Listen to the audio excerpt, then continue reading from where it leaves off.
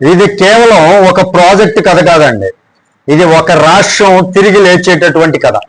అంటే ఎక్కడో అగాధంలో కూరుకుపోయినటువంటి రాష్ట్రం, అంటే విడిపోయిన తర్వాత తెలుగు రాష్ట్రం ఎలా ఉంది, చాలా ఇబ్బందులు పడుతూ ఉంది. అలా ఇబ్బందుల్లో నుంచి తిరిగి లేచేటటువంటి కథ అనమాట. ఒక నగరం ప్రపంచం మ్యాప్ పై నిలిచేటటువంటి కథ. ఒక నాయకుడు పట్టుదలతో సాధించినటువంటి ఫలితం గురించినటువంటి కథ. 3 రాష్ట్రాలు ఇప్పుడు ఒకే విషయం గురించి మాట్లాడుతున్నాయండి.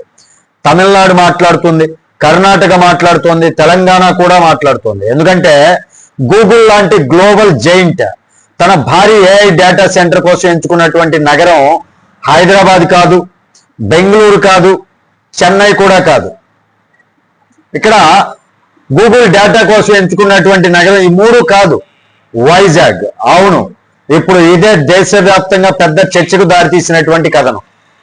ఒకప్పుడు పోర్ట్ సిటీగా గుర్తింపు పొందినటువంటి విశాఖపట్నం ఇప్పుడు టెక్నాలజీ రాజధానిగా మారబోతుందా? ఇదే ప్రశ్న అందరి నోటా వినిపిస్తోంది. ఈ ప్రాజెక్ట్ ఒక్క రోజులో రాలేదండి, ఒక్క మీటింగ్తో కూడా అవ్వలేదు. లోకేష్ స్వయంగా చెప్పినట్లే దాదాపు 13 నెలల కష్టం ఇది. 10 సార్లకు పైగా ప్రతినిధులతో భేటీలు, వైజాగ్ సామర్థ్యంపై ప్రజెంటేషన్లు, భూమి, పవర్, కనెక్టివిటీ, టాలెంట్ ఫుల్ అన్నిటిపై డీటెయిల్ చర్చలు, చివరకు ఢిల్లీలో ఒప్పందం.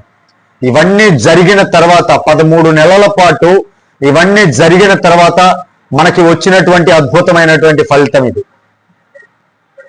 కేంద్ర మంత్రులు అశ్విని వైష్ణవ్, నిర్మలా సీతారామన్ సమక్షంలో ఒప్పందం. సీఎం చంద్రబాబు గారు, ఐటీ మంత్రి లోకేష్ సమక్షంలో ఫైనల్ డీల్. ఇప్పుడు గ్రాండ్ గా శంకుస్థాపన నిన్న జరిగింది. రాంబిల్లి, అడవివరం, తుర్లవాడ, ఒక్కసారిగా ఈ ప్రాంతాల పేర్లు జాతీయ స్థాయిలో వినిపిస్తున్నాయండి. కానీ ఈ ప్రాజెక్టు ప్రకటించినటువంటి రోజు అందరూ చప్పట్లు కొట్టారా అంటే కాదండి.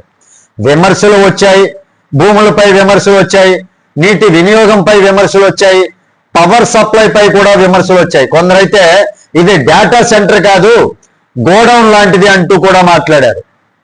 కానీ ఇప్పుడు అదే ప్రాజెక్ట్ లైవ్ లోకి వచ్చేసరికి భూమిపైకి సిద్ధమవుతున్నటువంటి సమయంలో అదే విమర్శకులు మౌనం పాటిస్తున్నారు. ఎందుకంటే నిజం ఒక్కటే, గూగుల్ ఎక్కడైనా పెట్టొచ్చు, కానీ ఎందుకు వైజాగ్ని ఎంచుకుంది? దానికి సమాధానం స్పష్టంగా ఉందండి. వైజాగ్ అనేది సముద్ర తీర కనెక్టివిటీ కలిగినటువంటి ప్రాంతం. వైజాగ్కి సముద్ర తీర కనెక్టివిటీ ఉంది, భారీగా భూమి అందుబాటులో ఉంది, ఖాళీ ల్యాండ్ చాలా అందుబాటులో ఉందన్నమాట. భవిష్యత్తులో విస్తరణకు కూడా అవకాశం ఉంది అక్కడ వైజాగ్లో. అయితే తక్కువ రిస్క్ జోన్ ఉన్నటువంటి జోన్ ఏదైనా ఉందంటే అది విశాఖ జోన్. అక్కడ మంచి వాతావరణం ఉంటుంది, పెరుగుతున్నటువంటి టాలెంట్ పూల్ అక్కడ ఉంది. ముఖ్యంగా ప్రభుత్వం నుంచి వేగవంతమైనటువంటి నిర్ణయాలు కూడా అక్కడి నుంచి తీసుకోవడం జరుగుతుంది. ఇది రాజకీయ ఇన్ఫ్లుయెన్స్ వల్ల వచ్చిందని కొందరు అంటున్నారు. అయితే ఒక గ్లోబల్ కంపెనీ వేల కోట్ల రూపాయల పెట్టుబడి పెట్టేటప్పుడు రాజకీయంగా వచ్చేటటువంటి మాటలు వింటుందా, రాజకీయ నాయకుల మాటలు విని అక్కడ పెడుతుందా అంటే కష్టం కదా. రాజకీయ మాటలు వింటుందా లేక డేటా చూస్తుందా అనేది కూడా మనం పట్టించుకోవాలి. సమాధానం అందరికీ తెలిసిందే. ఇప్పుడు బెంగళూరులో చర్చ ఏంటంటే మన దగ్గర ఐటీ రాజధాని పేరు ఉంది కదా, అయితే ఎందుకు ఇక్కడ పెట్టలేదు? చెన్నైలో ఒక రకమైనటువంటి చర్చ. సుందర్ పిచ్చై తమిళనాడు వాడు కదా, అయినా ఎందుకు ఇక్కడ ప్రాధాన్యం ఇవ్వలేదు అని. హైదరాబాద్లో అయితే మరీ ఇంకొక రకమైనటువంటి చర్చ. సైబరాబాద్ సృష్టికర్త చంద్రబాబే కదా, అయితే గూగుల్ అక్కడ కాకుండా వైజాగ్ ఎందుకు?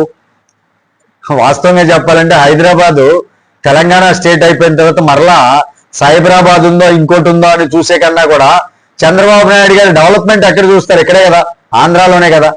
మరి ఇవన్నీ పిచ్చి ఆలోచనల వల్ల ఇవన్నీ కూడా. ఈ ప్రశ్నలన్నిటికీ ఒకే సమాధానం అండి. వైజాగ్ ఇప్పుడు సాధారణ నగరం కాదు, ఇది తదుపరి టెక్ పవర్ హబ్ గా మారబోతోంది. డేటా సెంటర్ అంటే కేవలం ఒక బిల్డింగ్ కాదండి, దాని వెనక వేల ఉద్యోగాలు, క్లౌడ్ కంపెనీలు, సపోర్ట్ ఇండస్ట్రీలు, రియల్ ఎస్టేట్ భూమి లెగుస్తుంది. అక్కడ నుంచి భూముల యొక్క వాల్యూ పెరుగుతుంది, స్టార్టప్ కల్చర్స్ మొదలవుతాయి, ఫైబర్ నెట్వర్క్ స్టార్ట్ అవుతుంది, గ్లోబల్ ఇన్వెస్టర్స్ నమ్మకం ఉంటాయి, గ్లోబల్ ఇన్వెస్టర్ కి నమ్మకం కలుగుతుంది. ఒక గూగుల్ వస్తే దాని వెనక మరెన్నో వస్తాయి. ఇది కేవలం వైజాగ్ భవిష్యత్తుని కాదండి, ఆంధ్రప్రదేశ్ ఆర్థిక దిశనే మార్చగలిగినటువంటి ఒక చర్య అని చెప్పుకోవచ్చు. అందుకే చాలా మంది చెబుతున్నారు ఇది శంకుస్థాపన కాదు, నిన్న జరిగినటువంటిది ఒక టెక్నాలజీ విప్లవానికి శ్రీకారం. ఇది భవనం కాదు, ఇది ఆంధ్ర రాష్ట్ర భవిష్యత్తు. ఇది పెట్టుబడి కాదు, ఇది ఒక నమ్మకం. పెట్టుబడిదారులందరికీ ఇది ఒక నమ్మకం.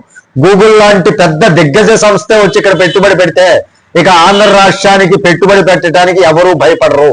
అది ఒక నమ్మకం. ఇది ప్రాజెక్ట్ కాదు, వైజాగ్ ఎదుగుదలకు గూగుల్ ఇచ్చినటువంటి గ్రీన్ సిగ్నల్. మరి దీనిపై మీ అభిప్రాయం ఏంటి అనేది కామెంట్ రూపంలో తెలియజేయండి. వీడియో నచ్చితే ఖచ్చితంగా లైక్ చేయండి, ఛానల్కి సబ్స్క్రైబ్ చేసి నన్ను కొంచెం సపోర్ట్ చేయండి. తదుపరి వీడియోతో మీ ముందుకు వస్తాను. అప్పటి వరకు సెలవు. జై హింద్.